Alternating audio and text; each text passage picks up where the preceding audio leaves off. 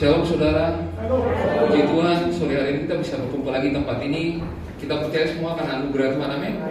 Tuhan pelihara kita selama seminggu ini, dan kita semua sehat bisa hadir kembali di tempat ini. Mari biar hari ini kita mau berikan yang terbaik bagi Tuhan, karena tentunya Tuhan sudah kasih yang terbaik buat setiap kita. Sebelum kita mulai ibadah kita satu dalam doa. Terima kasih Bapa kami yang baik. Sungguh kami bersyukur buat penyertaan-Mu, buat cinta kasih-Mu buat setiap kami Tuhan. Hari ini kami boleh hadir. Kami percaya bukan karena kuat dan gagah kami, tapi semata-mata karena anugerah Tuhan yang begitu besar pada setiap kami Tuhan. Sebentar kami mau memuji, membesarkan nama-Mu. Kami mau mengucap syukur atas setiap kebaikan yang sudah Tuhan berikan pada setiap kami. Biar Tuhan pimpin ibadah kami mulai awal, pertengahan hingga akhirnya. Kami serahkan semuanya dalam tangan-Mu Tuhan, yang bekerja, Tuhan yang beracara dalam ibadah kami sore hari ini. Kami mau serahkan semua dalam tangan-Mu, hanya di dalam nama Tuhan Yesus Kristus kami berdoa, amin. Saya rindu kita nyanyikan satu lagu. Kita mengatakan bahwa aku harus berjalan dalam lembah kegelapan, tapi Tuhan selalu menyertai kita senantiasa.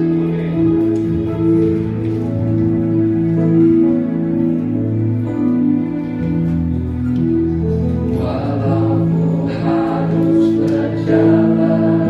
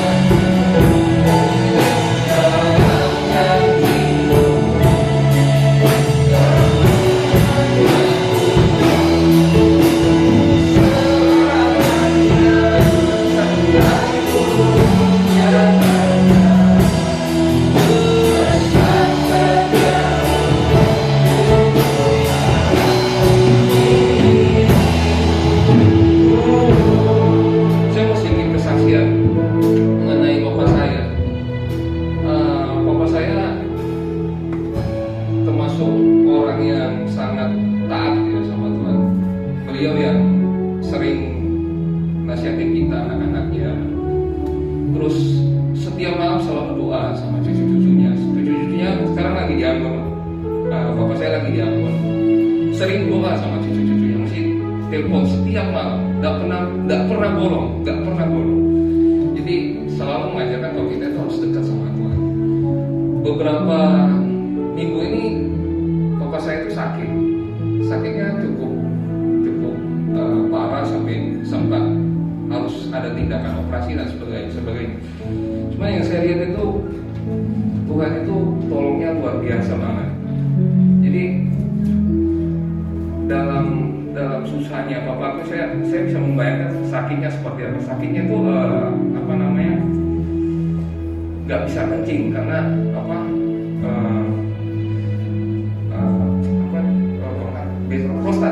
prostatnya membesar, jadi susah kencing. Tapi saya lihat Tuhan tolong papa saya itu begitu luar biasa. Dalam keadaan yang begitu susah pun ternyata bisa kenal sama. Jadi dokter di Ambon itu cuma satu, yang urologi, cuma satu orang aja. Tapi Tuhan bantu sedemikian rupa sehingga ternyata ada kenalan yang dekat sama dokter itu gitu loh. Jadi papa saya selalu diutamai, apa-apa selalu diutamai. Bahkan terakhir pun waktu sakit itu datang langsung diambil tindakan gitu. Jadi nggak sampai lama setengah mati, tapi Tuhan bantu supaya langsung dikasih tindakan sehingga sekarang puji Tuhan ya lagi proses penyembuhan gitu. Yang saya mau sharing di sini itu adalah kalau kita dekat sama Tuhan, ya seperti lagu ini sampaikan, dalam lembah kekelaman pun itu Tuhan ada buat setiap kita. Tuhan selalu sertai kita meskipun mungkin dalam keadaan susah, dalam keadaan yang nggak menentu. Tapi kalau kita dekat sama Tuhan, kuasa Tuhan, karya Tuhan itu begitu luar biasa. Mungkin hari-hari ini kita mungkin mengalami suatu kesusahan, suatu ketakutan, suatu apa, kita tetap percaya sama Tuhan karena di dalam kondisi apapun Tuhan itu ada buat setiap kita. Amin. Mari kita naikkan satu pujian ini dari awal lagi.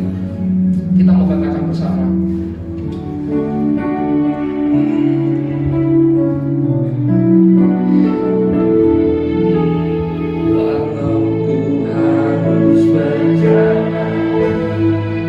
Kau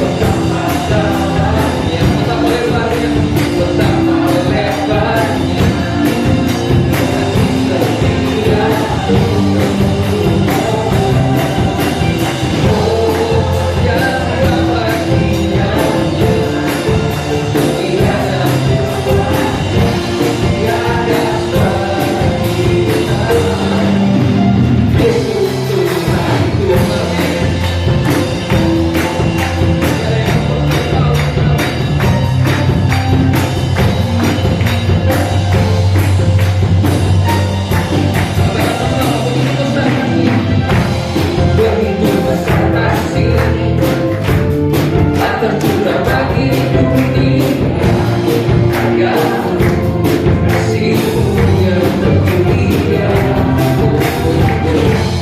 Tidak ada seperti besar aja kekuatan tak beri hidupku. Ada yang seperti-Mu, Kau berkuasa selamanya. Bumi Kau selalu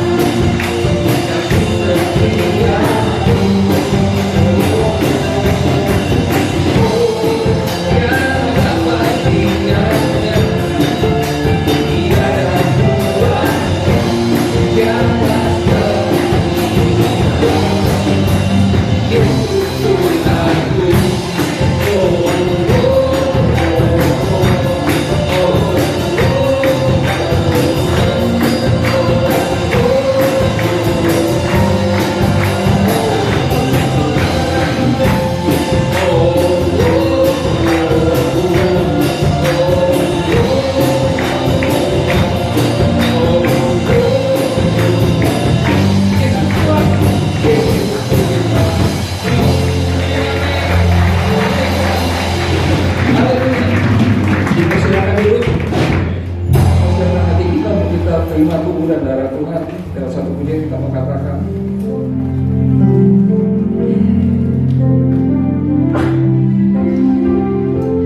selalu Tuhan menjawab doa, namun Dia yang terbaik di waktu yang tepat.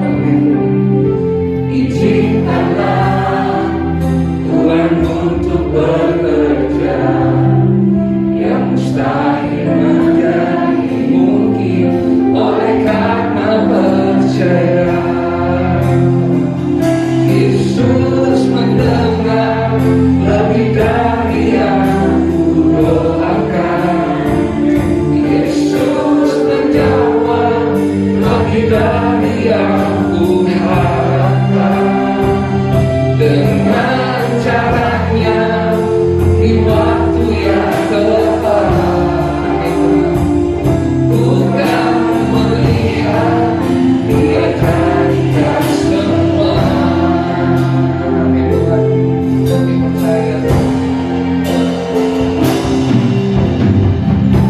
tak selalu Tuhan menjawab doa, namun Dia yang terbaik di waktu yang tepat. Izinkanlah Tuhan untuk bekerja yang mustahil menjadi mungkin oleh karena percaya.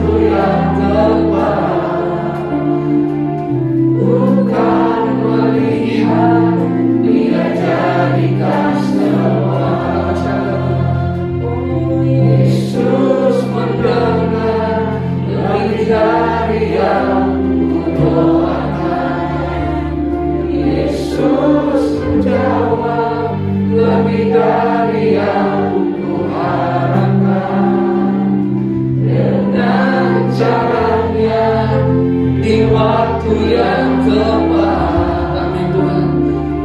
Bukan melihat Dia jadikan semua.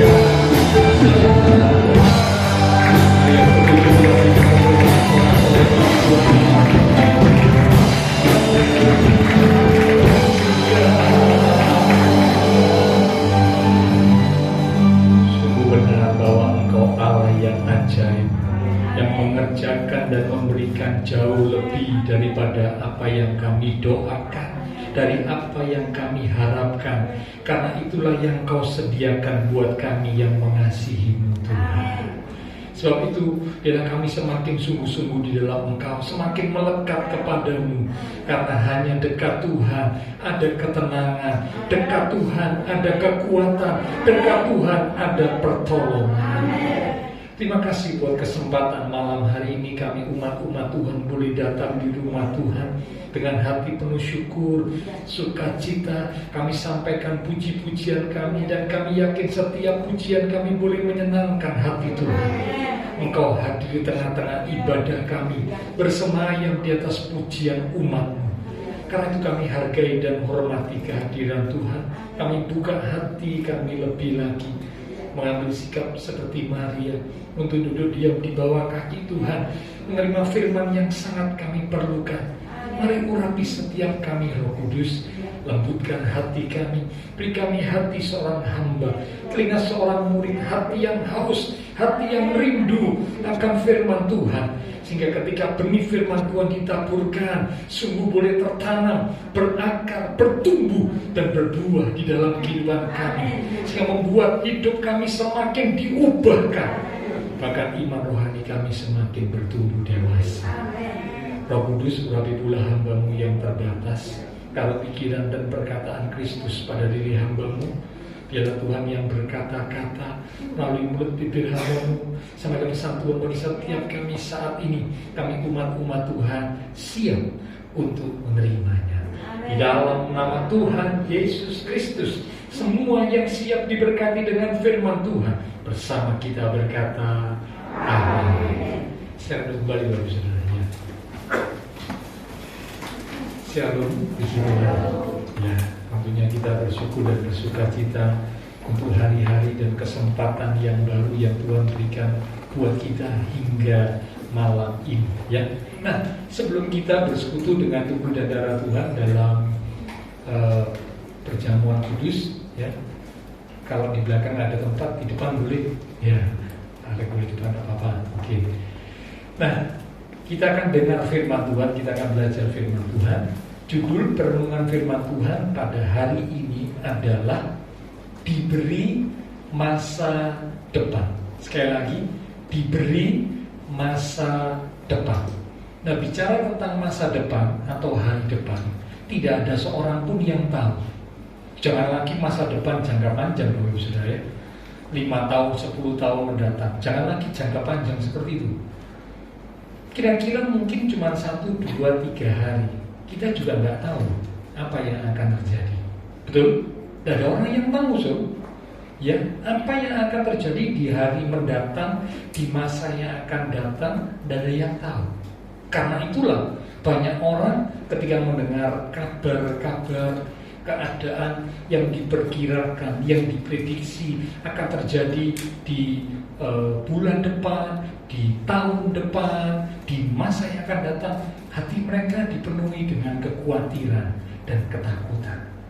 Wajar, karena memang tidak ada seorang pun yang tahu tentang hari depan. Ya, nah tetapi buat kita anak-anak Tuhan, sesuai dengan judul perenungan firman Tuhan, diberi masa depan. Siapa yang memberi? Tentunya Tuhan kita. Ya, mari kita buka Alkitab dari kitab Yeremia 29 di ayat yang ke-11. Yeremia 29 di ayat yang ke-11. Saya akan bacakan, demikian firman Tuhan. Sebab aku ini, akunya huruf besar, berarti Tuhan, mengetahui rancangan-rancangan apa yang ada padaku, yang ada pada Tuhan mengenai kamu. Kamu di sini bicara tentang Israel, juga Israel rohani, yaitu setiap kita sebagai umat Tuhan. Itu kata kamu. Demikian firman Tuhan, yaitu rancangan damai sejahtera dan bukan rancangan kecelakaan, untuk memberikan kepadamu, semua sama-sama baca, hari depan yang penuh. Yang setuju berkata amin. Ini ayat yang luar biasa. Tuhan bilang, aku ini tahu rancangan yang ada padaku untuk kamu. Kamu ini Bapak Ibu Saudara saya termasuk di dalamnya. Rancangan apa? Kata Tuhan, bukan rancangan kecelakaan. Ya benarlah satu lagu berkata, tak ada maksud jahat.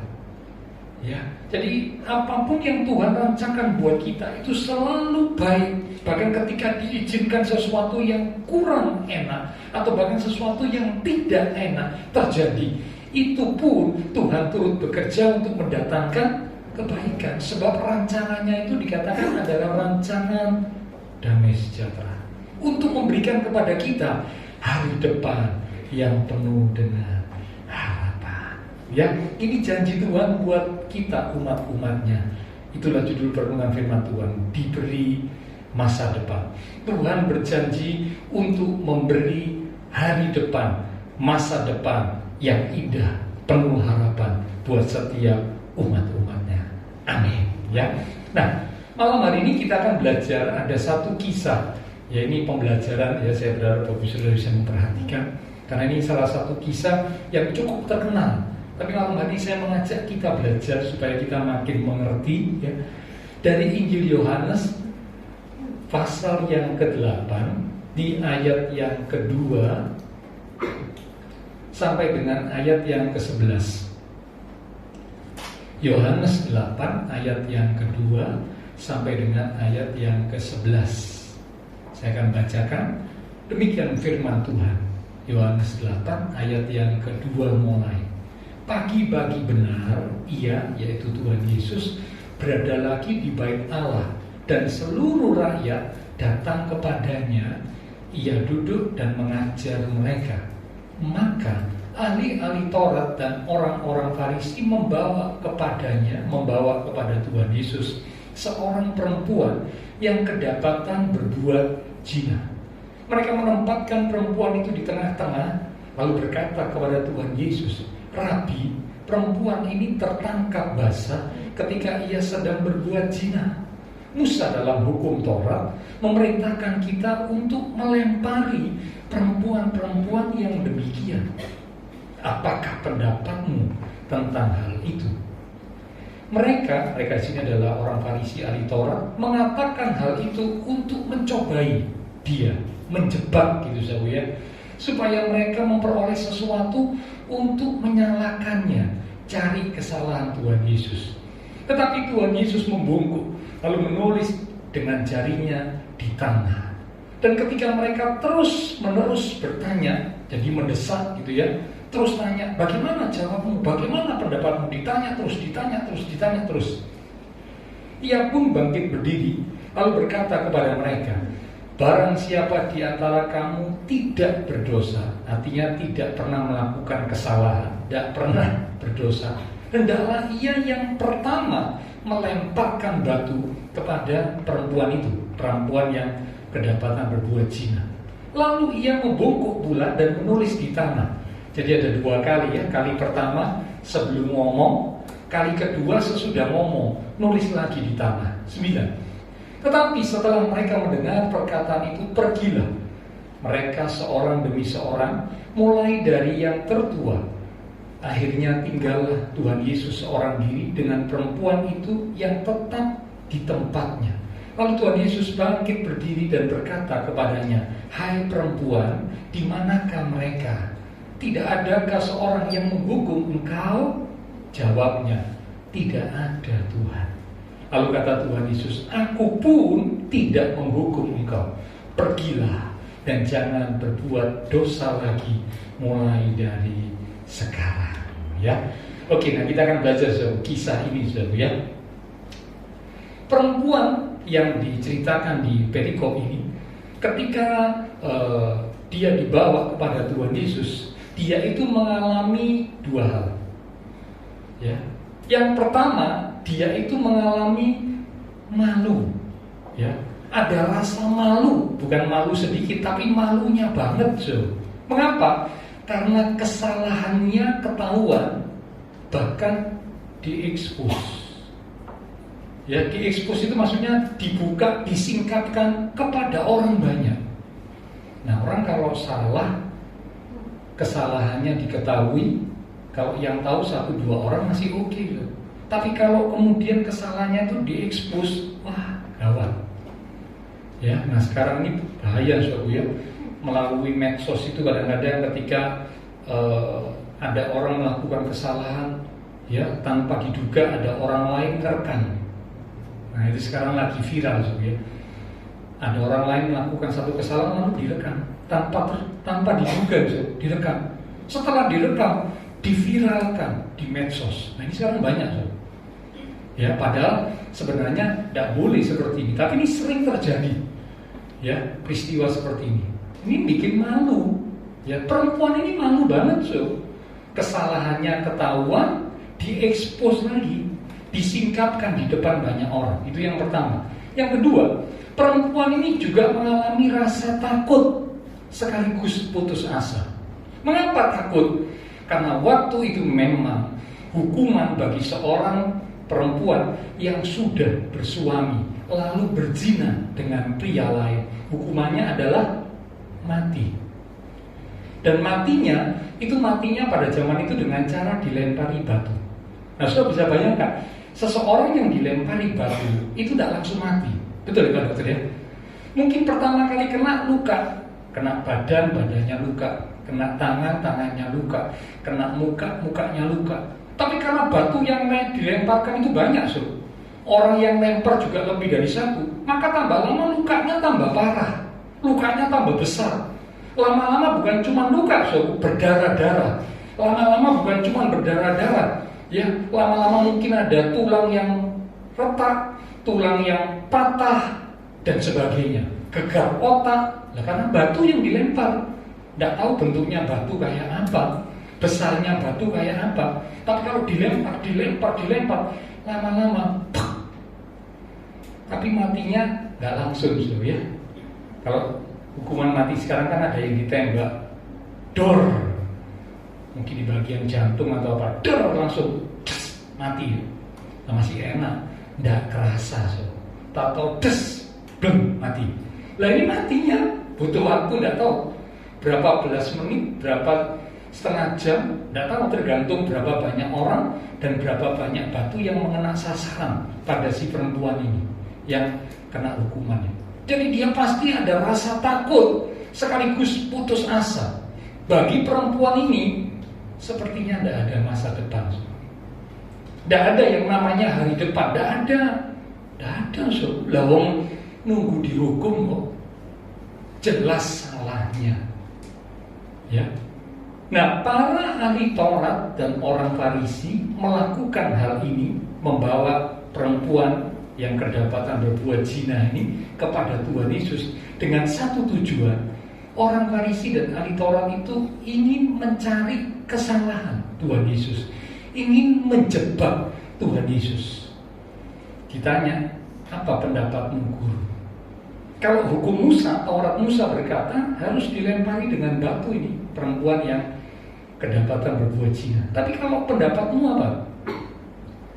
Kalau Tuhan Yesus berkata hukum sesuai dengan hukum Taurat Musa, hukum lempari dengan batu, maka akan dipertanyakan. Yang pertama yang ditanyakan, mana kasihnya Tuhan? Katanya Tuhan itu penuh dengan kasih. Nah ini kok dihukum? Ya. Yang kedua, kok Tuhan Yesus mengambil wewenang ya untuk menghukum orang? Padahal waktu itu Israel dijajah oleh Romawi. Seharusnya yang punya wewenang itu adalah orang-orang Romawi. Ya, pengadilan Romawi. Lalu kok Tuhan Yesus yang ambil alih, membuat keputusan untuk menghukum mati seseorang? Itu kalau dijawab hukum. Kalau Tuhan Yesus bilang bebaskan, ampuni. Nah, ini orang Farisi ahli Taurat akan berkata, wah, ini meniadakan hukum Taurat, ini melanggar hukum Taurat. Serba salah. Menjawab dihukum salah, menjawab diampuni, dibebaskan juga salah. Nah, memang orang Farisi ahli Taurat ingin menjebak, dan mereka berpikir kali ini Tuhan Yesus pasti tidak akan lolos, pasti akan ketemu salahnya, karena biasanya mereka cari itu tidak ketemu.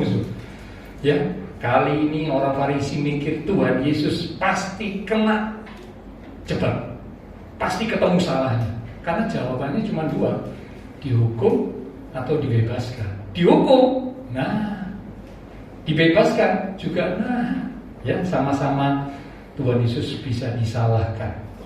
Tetapi ternyata luar biasa, Tuhan Yesus yang mengetahui apa yang ada dalam hati orang-orang Farisi dan para ahli Taurat, dengan hikmatnya Tuhan Yesus tidak jatuh dalam jebakan mereka. Wah, luar biasa. Ya padahal kalau di pikiran manusia ini tidak bisa nih, pasti kena jebakan, kena perangkap dari pertanyaan orang Farisi dan ahli Taurat. Tapi Tuhan Yesus dengan hikmatnya, Tuhan bisa tidak jatuh, tidak kena jebakan orang Farisi. Nah sebenarnya ketika orang Farisi dan ahli Taurat membawa perempuan yang kedapatan berbuat zina kepada Tuhan Yesus, ya, itu sebenarnya ada dua kekurangan dari orang Farisi dan ahli Taurat ketika mereka bawa perempuan itu. Kekurangan yang pertama, ini sempat saya pikir ya, saya nggak tahu bahwa saudara mau mikir nggak waktu baca ini. Kenapa yang dibawa itu cuma wanitanya? Nah, sebenarnya kalau berbuat zina kan berarti ada prianya, betul ya? Ada pasangannya. Kenapa yang dibawa kok cuma perempuannya tok? Tidak adil kan? Padahal kalau saudara baca di dalam Alkitab, ya, kita lihat sebentar ya, Imamat pasal yang ke-20 di ayat yang ke-10. Imamat 20 ayat 10. Ini di Perjanjian Lama, Taurat Musa. Imamat 20 ayat 10. Bila seorang laki-laki berzina dengan istri orang lain, yakni berzina dengan istri sesamanya manusia, pastilah keduanya dihukum mati, baik laki-laki maupun perempuan yang berzina. Jadi kalau kita lihat di sini, sesungguhnya yang harus dibawa itu mestinya berapa orang? Dua. Lalu yang berzina dua, tidak mungkin kok perempuan ini berzina dengan dirinya sendiri. Ya tidak mungkin, mesti ada pasangannya. Ya kok tidak ada. Ada tafsiran ya yang berkata bahwa kemungkinan ya, ini lakinya yang pertama bisa melarikan diri. Karena mungkin namanya laki ya, gesit langsung lari, mau ketahuan langsung lari. Perempuannya nggak sempat larikan diri kena. Ya ini kemungkinan yang pertama. Kemungkinan yang kedua, bisa jadi lakinya itu adalah salah seorang dari orang Farisi atau ahli Taurat. Konconi ya, boloni. Nah kalau boloni ya mereka tidak berani. Nah kalau dibawa lebih boloku. Dan sampai aku maksa, aku bawa, nanti boloku juga buka salahku, gawat. Tidak berani. Ya. Ini kemungkinan ya. Kalau saudara tanya sama saya, yang pasti mana Pak? Saya nggak tahu, karena nggak dituliskan di Alkitab ya. Nanti kalau pulang ke surga tanya saja sebenarnya laki itu apa? Kok nggak dibawa waktu itu ya itu ya. Jadi ini tidak adil. Cuman yang wanitanya saja, itu yang pertama. Yang kedua, kekurangan atau kelemahan dari orang-orang Farisi dan para ahli Taurat waktu membawa perempuan yang kedapatan berbuat zina. Yang pertama, lakinya di mana? Yang kedua, di mana saksinya? Kalau saudara baca itu tadi, orang Farisi dan ahli Taurat tidak memajukan saksi. Padahal kalau dibaca di Alkitab, ketika ada hukuman yang akan dijatuhkan, apalagi hukuman itu hukuman yang berat, karena bukan cuma hukuman biasa, bukan hukuman ringan, tapi hukuman berat, hukuman mati, harus ada saksi. Bahkan Alkitab berkata saksinya 2-3 orang, tidak boleh 1. Ini saksinya mana? Kok tidak ada? Aneh ya? Jadi kalau saudara cermati kisah ini, sebenarnya ada celah atau kekurangan dari orang Farisi ahli Taurat waktu membawa perempuan itu. Ya, yang pertama pasangannya tidak ada, yang kedua saksinya juga tidak ada. Oke, sekarang kita lanjut ya. Nah, Tuhan Yesus tidak mau mempermasalahkan hal itu. Karena Tuhan tahu sebenarnya tujuan utama orang Farisi dan ahli Taurat membawa perempuan itu, tujuan utamanya sebenarnya bukan pada perempuan itu, tapi tujuan utamanya kepada siapa? Tuhan Yesus. Itu tujuan utamanya. Karena itu Tuhan tidak persoalkan hal itu ya. Karena tujuan utamanya pada Tuhan Yesus. Mau dijebak, dicari salahnya. Nah, sekarang kita lihat apa yang dilakukan Tuhan Yesus. Yang pertama yang dilakukan Tuhan Yesus, ketika orang Farisi ahli Taurat itu tanya, yang pertama, Alkitab berkata Tuhan Yesus diam sambil menunduk dan menulis di tanah. Jadi yang pertama yang dilakukan diam, tidak jawab, tidak ngomong, diam, nunduk, nulis di tanah. Ini yang pertama. Diam itu emas. Kalau sudah baca di Alkitab ada ini. Diam itu emas. Bahkan satu ayat berkata, kalau orang bodoh itu berdiam diri, dia akan disangka bijak. Maaf ya, ini kata Alkitab ya, bukan saya bilang berarti orang yang diam itu bodoh-bodoh, enggak. Tapi Alkitab berkata, kalau ada orang yang mungkin tidak terlalu pandai, ya, dia banyak berdiam diri, orang akan berpikir, wah ini orang bijak ini. Padahal bukan bijak, ya, tapi karena dia tidak terlalu banyak ngerti, ya sudah dia diam aja, dia jadi pendengar yang baik. Ayat lain berkata di dalam banyak kata-kata itu ada banyak pelanggaran, kesalahan. Semakin banyak ngomong, semakin banyak salah. Itulah sebabnya mengapa Tuhan Yesus diam. Ini jadi satu teladan. Saya belajar ya, kalau saya menghadapi sesuatu, ada orang yang tanya, ya, apalagi ada orang yang memojokkan itu ya, saya belajar diam. Ya, kadang-kadang kalau secara manusia mungkin ingin menjawab gitu ya, ingin mengadakan pembelaan diri. Karena dalam diri manusia ini kan ada satu mekanisme yang otomatis bekerja. Kalau dirinya diserang, itu langsung otomatis membela diri. Itu namanya mekanisme pembelaan diri. Dan itu ada dalam diri setiap manusia. Mekanisme itu otomatis diserang, langsung otomatis membela diri, mempertahankan diri dan sebagainya. Tuhan Yesus memberi teladan diam. Yang kedua, nah ketika Tuhan Yesus diam, didesak, itu dikatakan tadi terus-menerus ditanya, ayo guru, apa yang harus dilakukan? Ayo guru, terus, itu Alkitab berkata terus-menerus ditanya, berarti dipepet, didesak, berulang kali. Akhirnya, yang kedua yang dilakukan Tuhan Yesus dalam Yohanes 8 ayat yang ke-7 tadi ya, yang sudah kita baca, Tuhan ngomong ya, karena didesak, ya. Tadinya kan diam, nggak mau ngomong, tapi didesak, Tuhan berdiri, Tuhan ngomong, barang siapa di antara kamu tidak berdosa, hendaklah ia yang pertama melemparkan batu kepada perempuan itu. Jadi jawaban ini diberikan karena didesak, dipepet, mestinya nggak mau ngomong, tapi dipepet, akhirnya ngomong. Nah, setelah Tuhan Yesus ngomong demikian, kita mencatat Tuhan Yesus kembali apa? Menunduk sambil menulis di tanah. Betul ya? Jadi berarti Tuhan Yesus menulis di tanah dalam perikop ini berapa kali, Saudara? Dua kali. Ya. Nah, kira-kira apa ya yang ditulis oleh Tuhan Yesus? Ya, memang di sini nggak dijelaskan, ya. Kalau saudara baca itu tidak ada penjelasannya di perikop ini. Apa yang ditulis oleh Tuhan Yesus di tanah itu apa? Gitu ya. Nah, saya baca sebuah buku itu ada tafsiran, ya tafsiran. Tapi namanya tafsiran belum tentu sepenuhnya tepat, belum tentu. Tapi ini tafsiran saja, ya.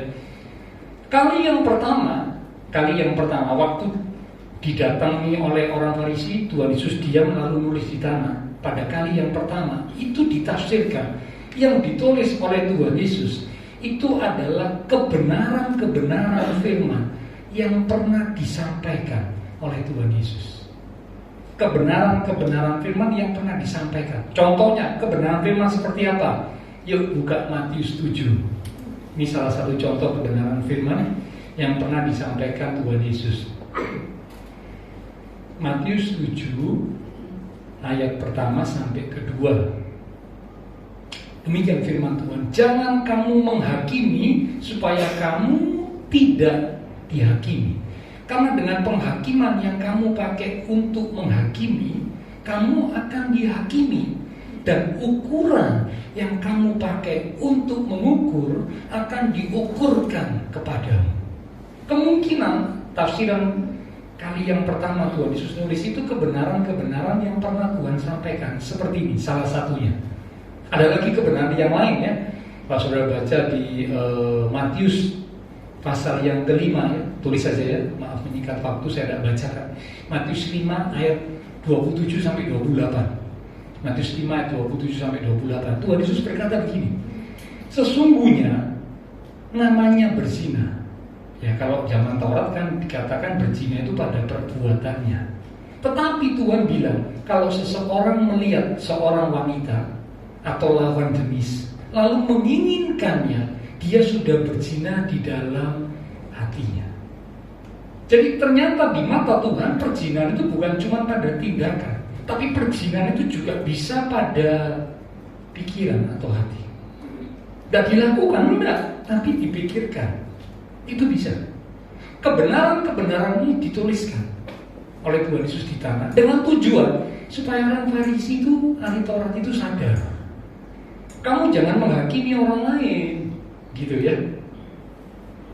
Kalau kamu bilang perempuan ini kedapatan berbuat zina, mungkin diantara kamu juga berbuat zina, tapi dalam hati. Tapi itu juga zina. Maksudnya Tuhan Yesus sadar, gitu ya. Jangan memojokkan, menyudutkan, menghakimi orang lain. Maksudnya si perempuan ini. Tapi ternyata didesak terus. Ayo, apa yang harus dilakukan? Jadi tulisan yang pertama di tanah ini tidak mempan, ya. Orang Farisi tidak mempan, nah, tulisan-tulisan seperti ini tidak mempan, ya. Nah itulah sebabnya akhirnya Tuhan Yesus ngomong tadi yang saya bilang ya, siapa yang tidak pernah berdosa, silakan yang pertama kali ambil batu dan lempar perempuan itu. Tuhan Yesus mundur lagi, nulis lagi. Nah kali yang kedua Tuhan Yesus nulis, di kali yang kedua ini bukan lagi kebenaran firman seperti kali pertama, tapi ditafsirkan kali yang kedua. Yang ditulis oleh Tuhan Yesus adalah kesalahan-kesalahan yang pernah dilakukan oleh ahli Taurat dan orang Farisi. Jadi bukan lagi kebenaran, karena kebenaran sudah mental, tidak mempan. Ya, buktinya mereka dedes terus ya sama Tuhan Yesus, desak terus. Jawab apa? Ayo, apa yang harus dilakukan? Kali yang kedua yang Tuhan Yesus tulis di tanah adalah kesalahan yang pernah dilakukan oleh orang Farisi dan ahli Taurat.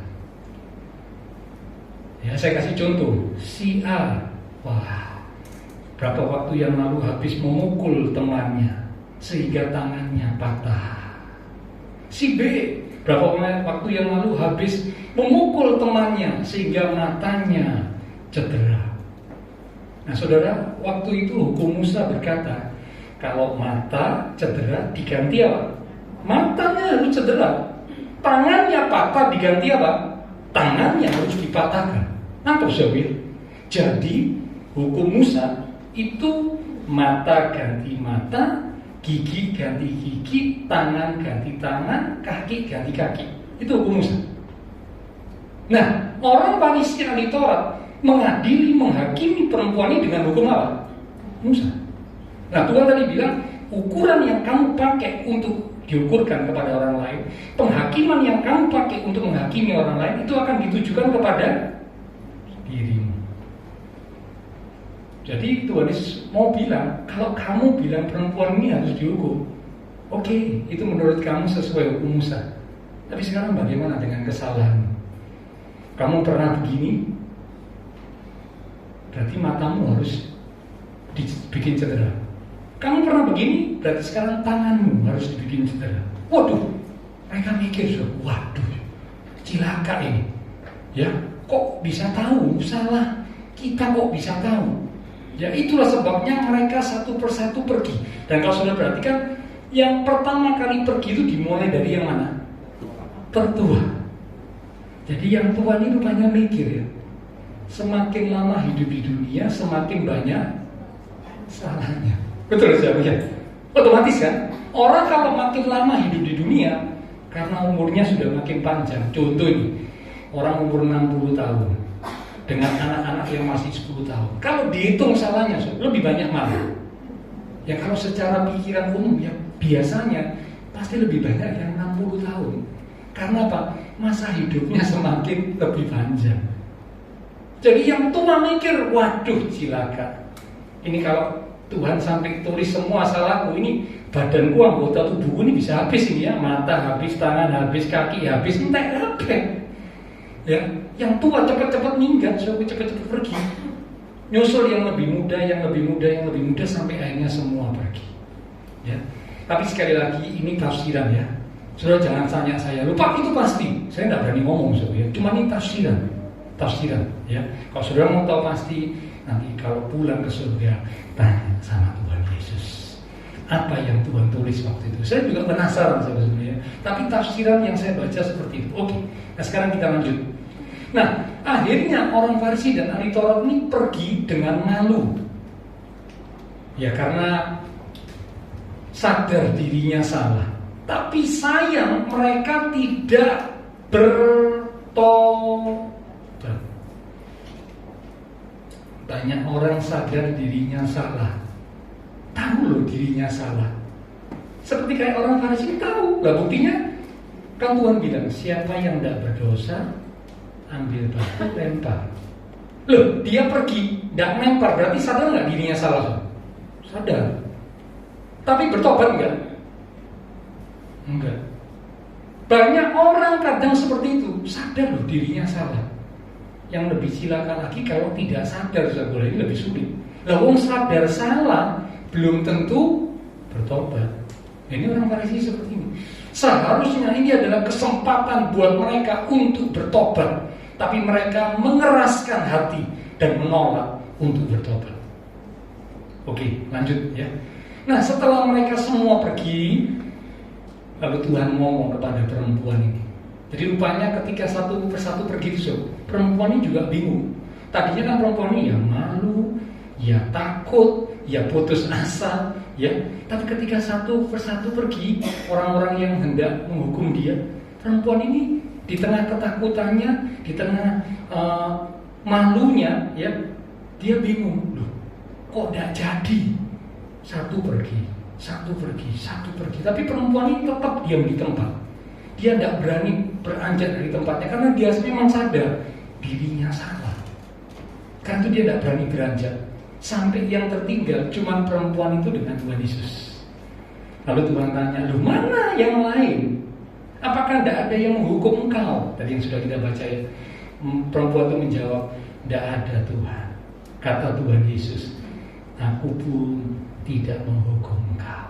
Saya tanya, kalau Tuhan Yesus mengambil batu dan melempar perempuan itu dengan batu, sesuai dengan statement yang awal yang Tuhan bilang, yang tidak berdosa, silakan lempar batu. Boleh tidak, Sob? Boleh, karena memang Tuhan Yesus tidak berdosa. Patut Pantas kalau Tuhan ambil batu, hukum Musa dijalankan, perempuan itu dilempar batu oleh Tuhan Yesus. Boleh. Tapi Tuhan berkata, aku pun tidak menghukum engkau. Pergilah dan jangan berbuat dosa lagi mulai dari sekarang. Saya baca berulang kali kata-katanya, saudara. Lalu saya membayangkan diri kalau kita berada di posisi perempuan ini kira-kira gimana, saudara? Pelong. Wah, ini berkat yang luar biasa. Tadinya tidak punya masa depan, tidak punya hari depan. Karena apa? Tinggal nunggu mati, dilempari batu. Tapi sekarang Tuhan bilang pergi, bebas, tapi jangan berbuat dosa lagi mulai dari sekarang. Ya, saudaraku, perbedaan Tuhan Yesus dengan manusia pada umumnya itu apa? Ya, Tuhan Yesus itu membenci dosa, tetapi Tuhan mengasihi orang berdosa. Saya ulang, saudara, ya. Ini perbedaan Tuhan Yesus dengan manusia pada umumnya. Tuhan Yesus itu benci dosa, tapi Tuhan mengasihi orang berdosa.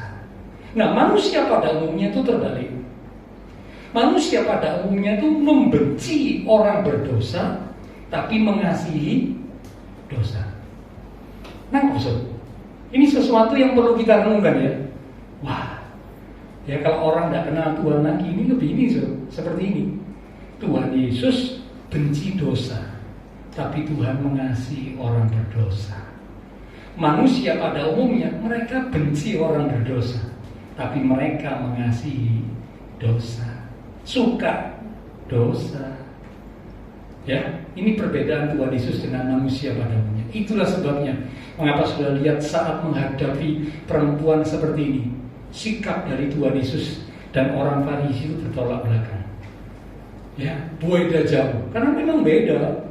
Ya, Tuhan Yesus benci dosa, tapi Tuhan mengasihi orang berdosa. Tuhan Yesus berkata, justru aku datang ke dunia ini untuk mencari yang terhilang. Orang yang sehat tak butuh dokter, orang yang sakit yang butuh. Tuhan cari yang terhilang. Seperti siapa? Seperti perempuan ini. Tapi orang Farisi, mereka benci orang berdosa, tapi suka dosa. Ya, nah ini repot, ya. Ya, kita belajar dari Tuhan Yesus. Benci dosa, tapi mengasihi orang berdosa. Jangan dibalik, ya. Kalau dibalik nanti jadi kayak orang Farisi. Benci orang berdosa, tapi mengasihi dosa. Aduh, gawat, so. Oke.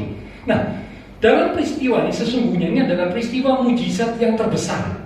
Mengapa? Karena kalau mujizat yang lain, ketika Tuhan menyembuhkan seorang yang sakit lumpuh, sakit buta, dan yang lain-lain, itu cuma sakit secara jasmani.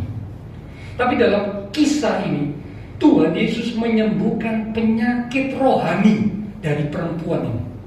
Penyakit rohani yang bisa membawa kepada kematian kekal, kepada kebinasaan. Karena kita berkata orang-orang berzina dan yang lain-lain tidak mendapat bagian dalam kerajaan Allah. Nah, kalau perempuan ini tidak ketemu Tuhan Yesus, mati dalam kebinasaan. Tuhan buat mujizat ketemu dengan perempuan ini, mujizat yang terbesar. Karena apa? Tuhan sembuhkan penyakitnya, bukan sakit jasmani, tapi sakit rohaninya. Disembuhkan. Dan akhirnya perempuan ini dibebaskan, tidak mengalami kematian atau kebinasaan, karena dia disadarkan dan dia bertobat. Ya, perempuan ini seharusnya tidak punya masa depan, tapi ketemu Tuhan Yesus, Tuhan memberi masa depan kepada perempuan ini dengan mengampuni perempuan ini, dan saya percaya hidup perempuan ini dipulihkan. Kalau terhadap perempuan yang seperti ini saja Tuhan bisa memberi masa depan, apalagi buat kita anak-anaknya. Amin. Bukankah jauh lebih bisa perempuan yang seharusnya tidak punya masa depan, Tuhan bisa kasih masa depan, apalagi buat kita anak-anaknya. Kita baca ayat terakhir, Amsal 23 ayat 17 sampai 18. Amsal 23 ayat 17 sampai 18. Setelah ini pelayan mimbar dan pelayan berjamaah kudus silakan maju ke depan. Demikian firman Tuhan, Amsal 23 ayat 17 mulai sampai 18. Janganlah hatimu iri kepada orang-orang yang berdosa, tetapi takutlah akan Tuhan senantiasa. Ayo kita baca sama-sama, 2, 3. Karena masa depan sungguh ada dan harapanmu tidak akan. Yang setuju berkata amin. Masa depan sungguh ada. Tuhan beri masa depan buat kita. Harapan kita tidak sia-sia, tidak akan hilang. Tuhan bilang kuncinya di atasnya, takutlah akan Tuhan. Kalau lihat ada orang berdosa, ya, wah kok sukses kan? Nggak bener loh, hidupnya nggak karu-karuan, sugi, ya, sukses, pabriknya tambah gede, loh kok gitu ya? Tuhan bilang jangan iri, tetap takut akan Tuhan. Jangan sampai bilang gini, percuma ya, aku hidup bener, kerjaanku ya gini-gini toh, pabrikku ya gini-gini toh, percuma. Nah itu enak ya, nggak bener, nggak karu-karuan, ya, polanya wis nggak karu-karuan, pabrik tambah gede, kerjaannya tambah ciami, sukses, wis tak jadi kayak orang itu. Tuhan bilang jangan. Mengapa? Karena masa depan sungguh ada, harapan kita tidak akan hilang. Orang yang kelihatannya sukses tapi fasik, satu saat kitab Mazmur berkata akan dihancurkan, diremukkan tanpa dapat dipulihkan. Itu Alkitab ada. Tapi saya tidak bacakan ya, karena waktu sudah berjalan. Jadi jangan iri. Ya, yang penting saudara saya, mari belajar hidup dalam kebenaran, hidup dalam kehendak Tuhan, takut akan Tuhan. Masa depan Tuhan sediakan buat kita. Silakan ulangi Mbak, dari Perjamuan Kudus. Hari depan indah kau beri, rancanganmu yang terbaik. Katakan hari depan, hari depan indah kau beri, rancanganmu yang terbaik. Mari kita lebih percaya, lebih sungguh. Sekali lagi katakan hari depan, hari depan indah kau beri, rancanganmu yang terbaik bagiku. Dari awal kita katakan Bapa, dasar sungguh kasih setiamu. Amin.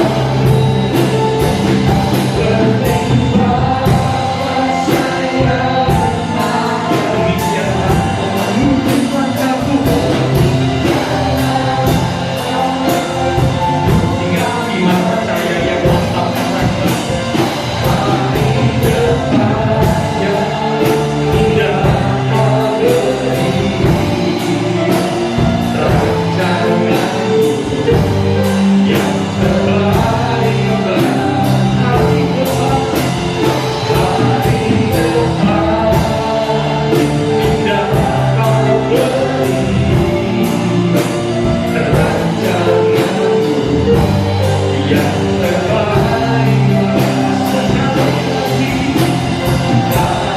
tempat yang indah kau beri,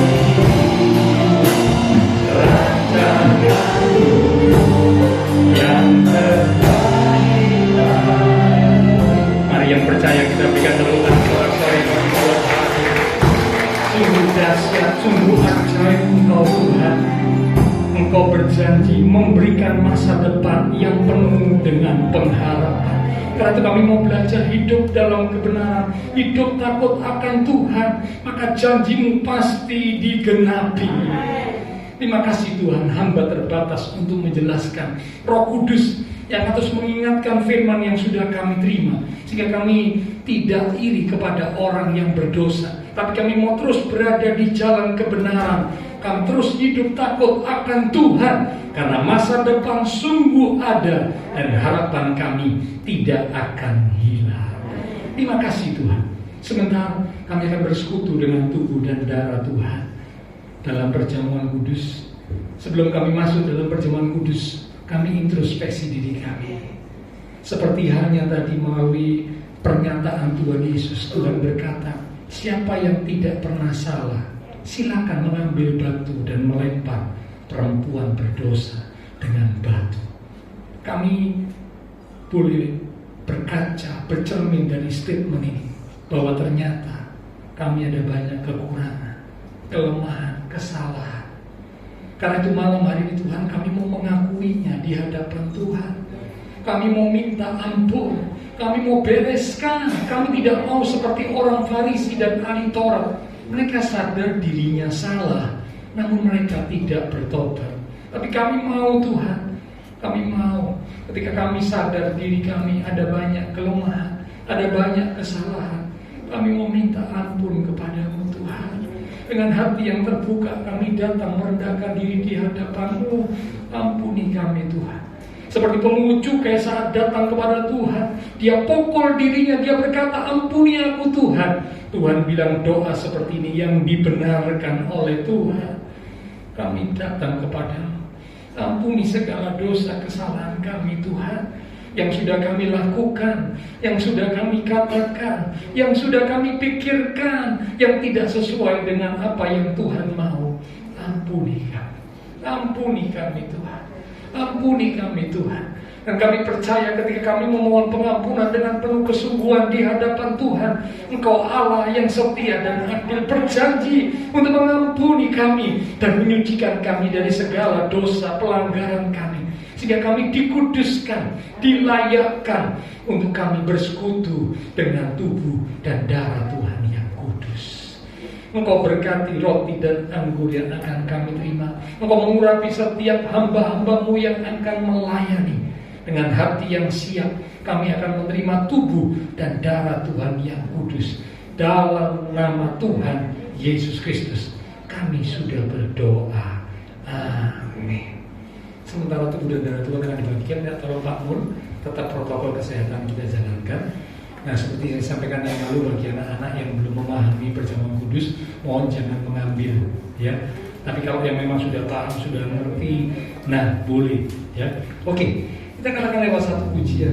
Hanya Kau yang menjadi tempat jawaban, hanya Kau tempatku berharap, berjalan bersamamu, ku takkan goyah, sebabkan kasih-Mu tersedia bagiku, selamanya Kau cinta. Tuhan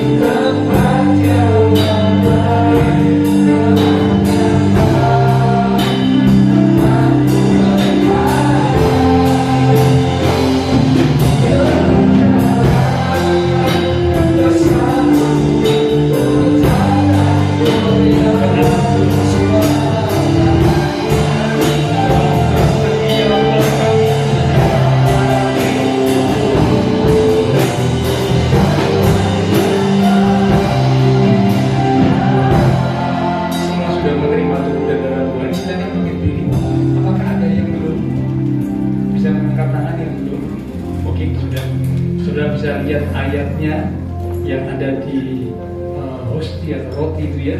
Apa ayatnya? Biar ini jadi berkat buat kita ya.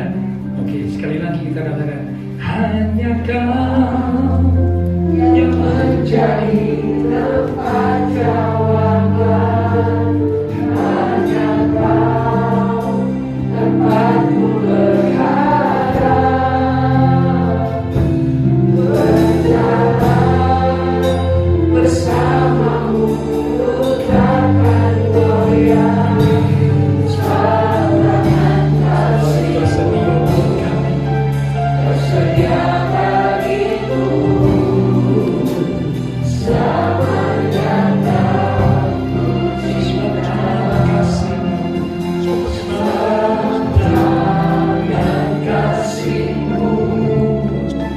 Tersedia bagiku selamanya Kau puji kasih-Mu, selamanya kasih-Mu tersedia bagiku selamanya Kau puji sekali lagi. Inilah kerinduan setiap kami umat-umat. Kami rindu semakin hari kami boleh semakin mengasihi-Mu Tuhan. Ratangan kasih Tuhan itu selalu tersedia buat kami.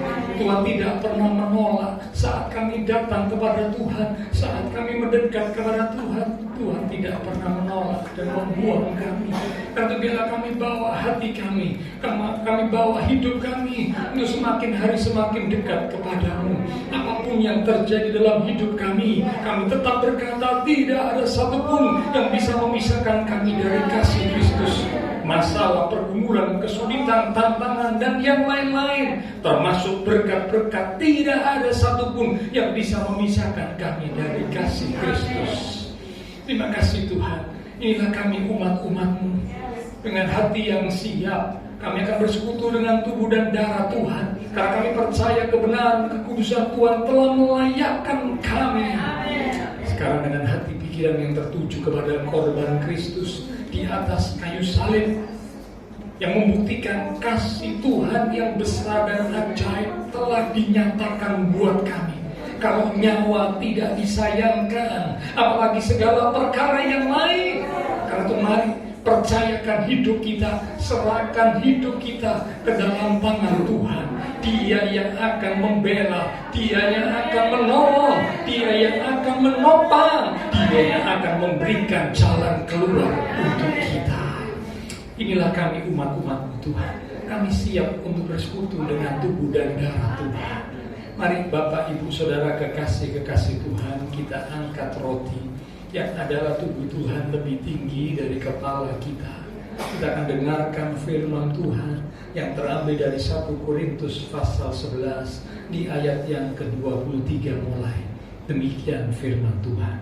Sebab apa yang telah kuteruskan kepadamu telah aku terima dari Tuhan, yaitu bahwa Tuhan Yesus pada malam waktu Ia diserahkan mengambil roti, dan sesudah itu Ia mengucap syukur atasnya, Ia memecah-mecahkannya dan berkata, inilah tubuhku yang diserahkan bagi kamu. Perbuatlah ini menjadi peringatan akan aku.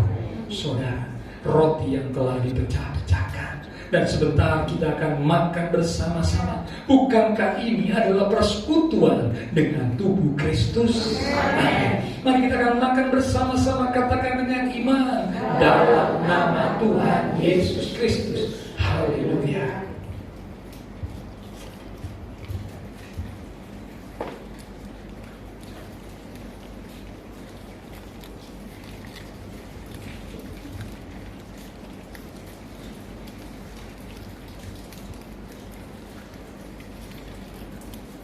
Terima kasih Tuhan. Terima kasih untuk persekutuan dengan tubuh. Terima kasih Tuhan.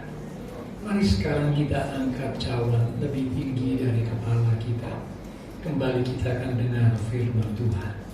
Demikian juga Ia mengambil cawan sesudah makan, lalu berkata, cawan ini adalah perjanjian baru yang dimeteraikan oleh darahku, darah perjanjian yang ditumpahkan untuk pengampunan dosa. Perbuatlah ini setiap kali kamu meminumnya, menjadi peringatan akan aku. Saudara, cawan yang telah kita mintakan berkat atasnya, dan sebentar kita akan minum bersama-sama. Bukankah ini adalah persekutuan dengan darah Kristus? Amin. Mari kita akan minum bersama-sama, katakan dengan iman, dalam nama Tuhan Yesus Kristus. Haleluya.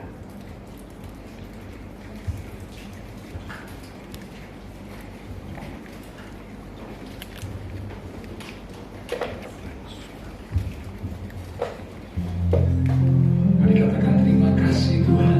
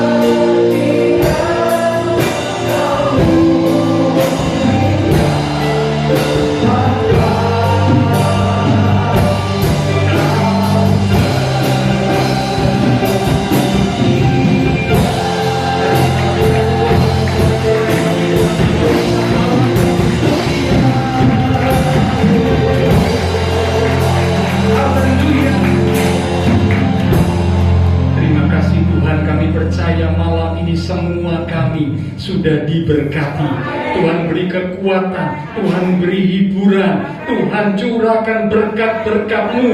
Bahkan yang sakit disembuhkan, yang lemah dikuatkan, yang susah dihiburkan, yang menghadapi masalah tantangan. Kalau kami tetap berjalan di dalam kehendak Tuhan, kami percaya Engkau sediakan pertolongan tepat pada waktunya.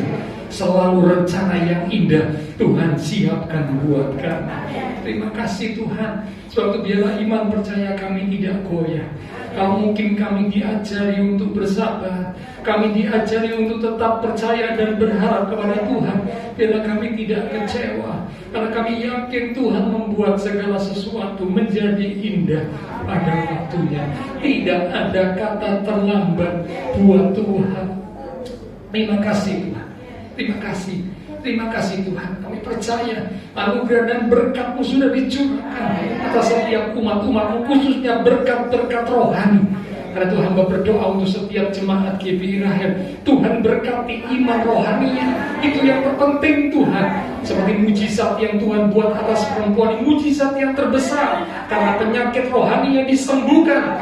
Kami rindu juga iman rohani kami semakin hari semakin kuat, semakin diberkati.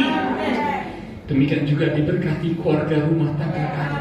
Kalau iman rohani kami diberkati, berkat yang lain pasti akan mengikuti. Keluarga rumah tangga diberkati, usaha pekerjaan diberkati, studi sekolah diberkati, kesehatan diberkati, bahkan masa depan yang indah penuh pengharapan Tuhan sediakan buat kami. Terima kasih Tuhan. Terima kasih Bapa Surgawi.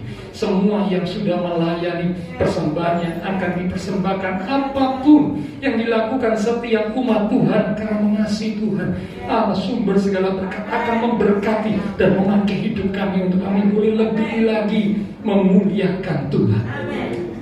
Kami berdoa memberkati bangsa negara kami Indonesia, pemimpin-pemimpin bangsa kami, kota kami Surabaya, bahkan tetangga lingkungan sekitar gereja Tuhan. Memberkati setiap jemaat Tuhan yang berulang tahun sepanjang minggu ini, yang pertambahan usia yang Tuhan beri membawa kami semakin dekat Tuhan, semakin sungguh-sungguh di dalam Tuhan.